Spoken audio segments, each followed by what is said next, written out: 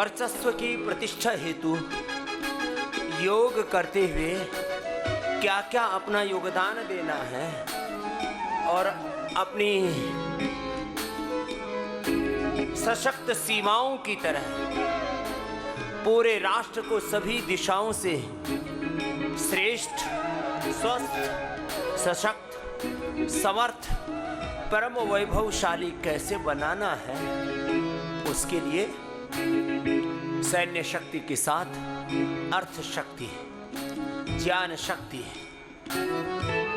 अर्थात अर्थव्यवस्था, शिक्षा व्यवस्था, चिकित्सा व्यवस्था और एक जीवन व्यवस्था, जीवन में भी अव्यवस्था आ गई है, कृषि व्यवस्था, आदर्श जीवन व्यवस्था, आदर्श शिक्षा चिकित्सा व्यवस्था, आदर्श कृषि व्यवस्था, ideal economic system, industrial system, आदर्श जनसंख्या, जनसंख्या का नियंत्रण और सही नियोजन करके रोग, नशा, अश्लीलता, अनुत्पादकता, प्रमाद मुक्त भारत कैसे बनाना है, सभी दिशाओं से राष्ट्र को समुन्नत बनाने के लिए आज आपसे आह्वान भी करें। राष्ट्र की सबसे छोटी इकाई हमारा जीवन है।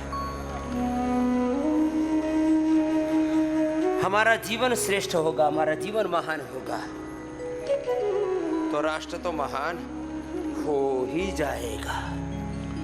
जीवन को महान बनाने का एक ही उपाय है, जैसे सेना में डिसिप्लिन होता है, छोटे बड़ों की बात मानते हैं,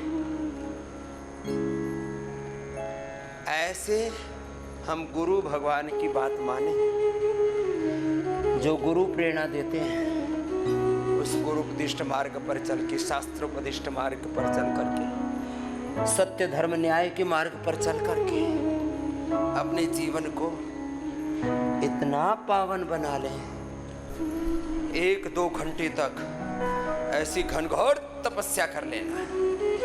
यही आदर्श जीवन व्यवस्था का आधारभूत सत्य है, मूलभूत सत्य है, ये फाउंडेशन है स्वस्थ, समृद्ध, सफल, विजयी जीवन के। ये self discipline, self healing, self realisation का एक सार्वभौमिक वैज्ञानिक मार्ग है। गुरुनिष्ठ होना, आत्मनिष्ठ होना, ब्रह्मनिष्ठ होना, भोर में उठ करके एक ही विचार संकल्प, मेरा जीवन कैसा हो, मेरे गुरुओं पूर्वजों जैसा हो।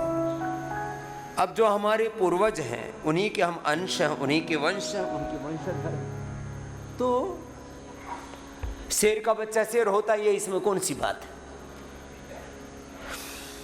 हाथी का बच्चा हाथी होता है, गाय का जाया हुआ वो होता है। हम ऋषियों की संतान हैं, संतति हैं।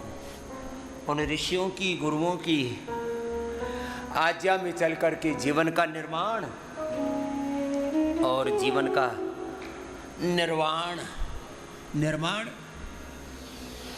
और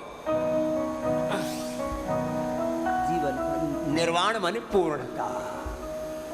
जैसे बुरी आदतों से कब हम गिर जाते हैं पता ही नहीं लगता, अरे नष्ट हो गया जीवन। बीड़ी, सिगरेट, शराब पी, नशा किया, वासनाओं में, भोग में, विलासिता में, प्रमाद में फंस गए रे, बर्बाद हो गए। भोग से जीवन बर्बाद होता है, भोग, नशा, अश्लीलता, वासना, रोग। ऐसे योग से, अध्यात्म से, गुरु भगवान की शरणागति से, गुरु ग्रंथ गोविंद की आज्ञा में रह करके जीवन का निर्माण और जीवन का निर्वाण पूर्णता। योग और योग मूलक सारे सद्गुणों को जीवन में धारण करना है। क्या बोला? योग और योग मूलक सारे समस्त सनातन सद्गुणों को, शाश्वत सत्यों को जीवन में आत्मसात करके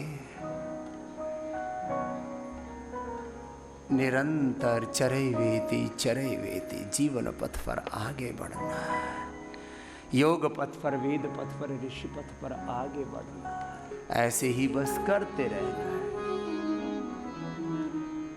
और करते करते जीवन अपने आप रूपांतरित हो जाएगा। तुम योगत्व को, देवत्व को, ऋषित्व को, ब्रह्मत्व को, जीवन की विराटता को उपलब्ध हो ही जाओगे। ये पथ ही ऐसा है योग का। हाँ, योगाभ्यास करने से पहले मैं ये बातें आज से 20-25 साल पहले बहुत कहा करता था। 1-2 मिनट पहले उसकी तैयारी की जाती है। संसार में कितना ही ऊंचा भवन बनाना हो, 100-200 मंजिला,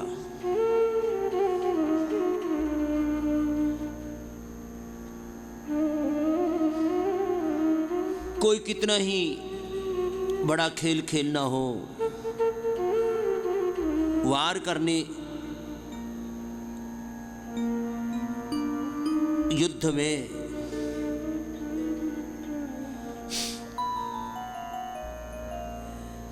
पहले तैयारी करनी पड़ती है।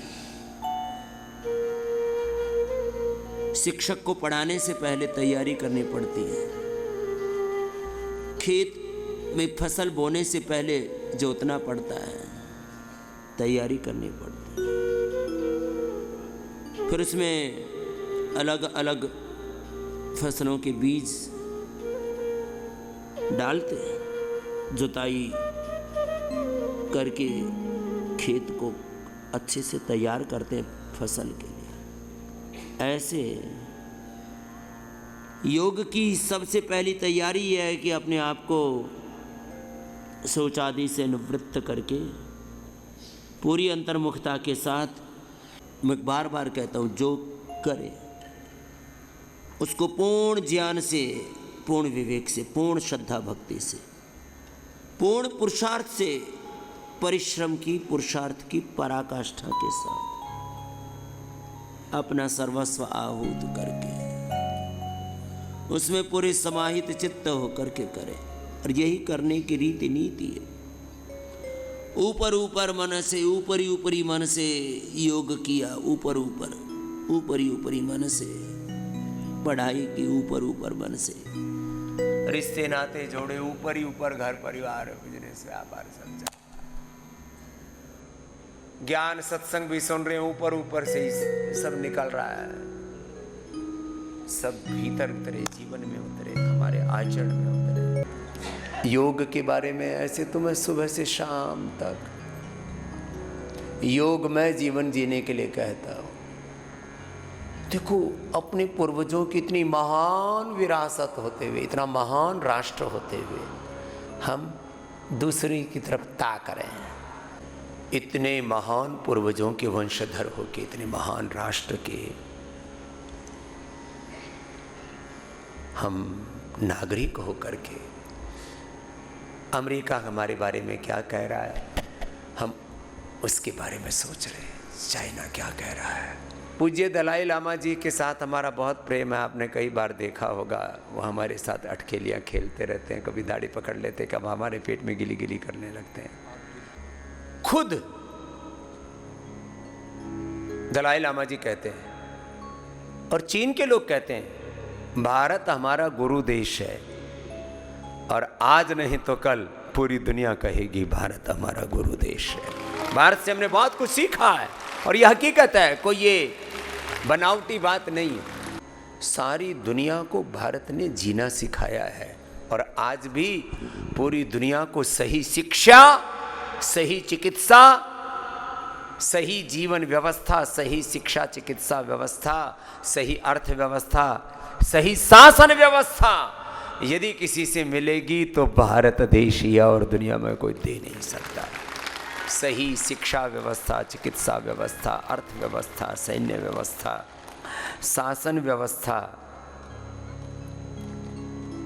कृषि व्यवस्था और सारे जीवन का ताना बाना हमारे पूर्वजों ने दिया था। ये अलग बात है कि अब कुछ कुछ आयाम तो हमारे देश के ठीक बचे हैं। हमारी सेनाओं पर सभी फख्र करते हैं, कम से कम एक मामला तो निर्विवादित है, अभिनंदन है सबका, सेनाएं बहुत अच्छी। अच्छा, मैं एक बात अब और कहता हूँ, हमारी सेना वैसे इतनी है, कुछ देशों की तो आबादी से ज़्यादा है, दुनिया के कम से कम 50 देशों की आबादी से ज़्यादा हमारी सेना और अर्धसैनिक बल और पुलिस आदि है, मिलिट्री, पैरामिलिट्री एंड पुलिस।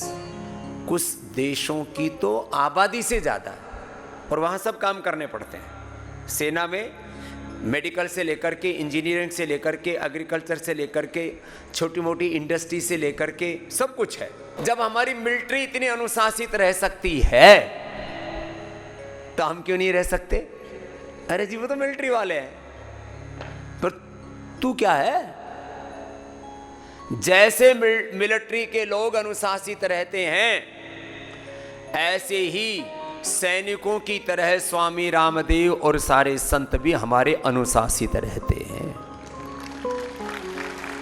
तो मिलिट्री जैसा डिसिप्लिन ले आओ तो हम जीवन में क्यों नहीं ला सकते? भारत को महान बनाने के आज तो मैंने सूत्र रूप में कहे इस कुछ बातें। डिसिप्लिन इतना होना चाहिए लाइफ में, मोटापा जरा सा बढ़ जाए मजाल, बीपी बढ़ जाए, शुगर बढ़ जाए, स्ट्रेस बढ़ जाए, गैस कब्ज, एसिडिटी बढ़ जाए, क्या मजाल? खाने में ज्यादा खाना खा ले, क्यों? डिसिप्लिन्ड डाइट, डिसिप्लिन्ड लाइफ और वर्कआउट। जैसे हमारे सैनिकों का डेली एक वर्कआउट होता है, नहीं तो फिर पड़े पड़े वो भी मोटी आ जाए, उनको भी तरह तरह की बीमारियां हो जाएं। उनका फिजिकल टेस्ट होता है, जो फिजिकल टेस्ट क्लियर नहीं करता उसका आउट कर दिया जाता है। थोड़ा बहुत अधिकारियों में फिर भी थोड़ा बहुत चल जाता है, बीपी शुगर तक, उससे ज़्यादा उनमें भी नहीं चलता। तो आज नहीं तो कल सेना की तरह ही पूरे देश को हम अनुशासन में ढालेंगे। ये हमारा व्रत है, संकल्प है, अभियान है। ऐसा ही होगा। फिर कहाँ कोई रोग रहेगा, कहाँ कोई दुख रहेगा जीवन में, ऐसा होगा। तो मैंने जो प्रारंभ में कहा था कि एक आदर्श जल थल वायु सेना, और ये सेना कोई अंग्रेजों ने नहीं बनाई।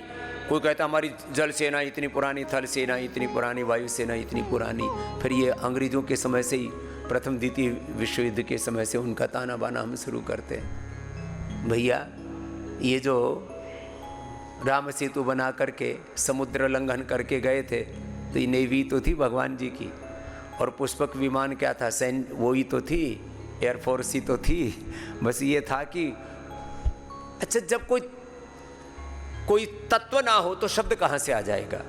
शब्द बाद में आता है, उसका पदार्थ पहले होता है।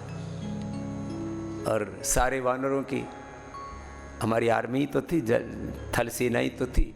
तो हमारे यहाँ तो सेना, सैनिक, राष्ट्र, राष्ट्र की एकता, अखंडता, संप्रभुता, योग, युद्ध, धर्म युद्ध, देवासुर संग्राम सृष्टि के आदिकाल से रहा है। ये कोई अंग्रेजों ने नहीं बनाया ऐसा। ठीक है, बाद में सिंबल बना दिए, कुछ कर दिया, ठीक है, ये सब कुछ अलग चीज़ें हैं, कुछ गुलामी की निशानियाँ हैं, राष्ट्रीय कुछ गौरव हैं, उनको हमें याद रखना है। तुम भी चाहते हो कि तुम्हारे बाल भी ऐसे ही अच्छे अच्छे रहें, तो क्या करना? तो केश कांति शैम्पू, केश कांति तेल, केश कांति एडवांस, जिनके बाल गिरने लगे हैं, झड़ने लगे हैं, खेती उजड़ने लगी है, वो इसका प्रयोग करना। केश कांति शैम्पू करने के बाद कंडीशनर भी हमने बनाया, वैसे सबसे अच्छा है। केश कांति करने के बाद मैंने कल एक बढ़िया सा उपाय किया। देखो आज मेरे बाल कितने बढ़िया खिले खिले, एकदम कोई उलझन पुलझन नहीं है बालों में। तो मैंने थोड़ा एलोवेरा लिया और थोड़ा नारियल का वर्जिन कोकोनट ऑयल लिया, और उसको लेकर के बालों में स्नान के बाद ऐसे ही लगा लिया, थोड़ा ऐसे से, और उससे इतनी बढ़िया कंडीशनिंग हो गई। हेयर कंडीशन के नाम पर इधर उधर की चीज़ें लगाते रहते हैं। Hair care, dental care, skin care, chemical पोतते रहते हैं, धीरे धीरे करके सारा जहर शरीर में भर जाता है। तो hair care, dental care, skin care के लिए, फेस वॉश के लिए, बाथ सोप के लिए, टॉयलेट क्लीनर के लिए, ग्रीन फ्लश, फ्लोर क्लीनर के लिए गोनाइल, हर्बल वाश, हर्बो वाश, सोम में आपके कपड़ों की सफाई के लिए। ये जितने केमिकल वाली चीज़ें तुम प्रयोग करोगे इतनी तुम्हारी इम्यूनिटी कंप्रोमाइज होगी। Natural, herbal, hair care, dental care, skin care ये आपको उपलब्ध कराए, इनका प्रयोग करना। इसके 3 लाभ होंगे। एक तो आपका लाभ होगा, आप अपनी सेल्फ केयर अच्छे से कर पाएंगे, देह का लाभ। दूसरा देश का लाभ होगा, देश का पैसा देश में रहेगा। और ये सारा पतंजलि का पुरुषार्थ जो चल रहा है ये परमार्थ के लिए चल रहा है। गुरुकुल बनेंगे, गौशाला बनेगी, सनातन धर्म का विकास होगा, भारत परम वैभवशाली बनेगा। ये विदेशी कंपनियां लूट लूट के लेके जा रही है। आज देखो, और क्यों कह रहा हूं ये बात, देखो रुपए के मुकाबले डॉलर, पाउंड और यूरो की कीमत देखो। आज 1 रुपए आप 100 रुपए कितना, अभी तो 90 रुपए के आसपास पहुंच गया, 87, 88, 90 के आसपास। 87, 88, 90 रुपए लेकर के जाओ, 1 रुपए पकड़ा देते हैं।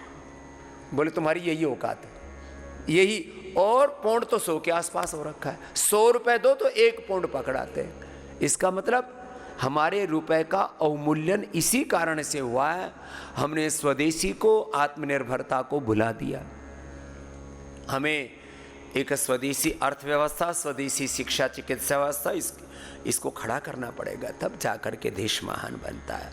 दुनिया के रोगों का, दुखों का, दरिद्रता का, सामाजिक अन्याय का, शोषण का, ये जो पॉलिटिकल कॉलोनाइजेशन चल रहा है, इससे इकोनॉमिक कॉलोनाइजेशन चल रहा है, डिजिटल कॉलोनाइजेशन चल रहा है, ये सब प्रकार से पूरी दुनिया में बहुत बुरी हालात है।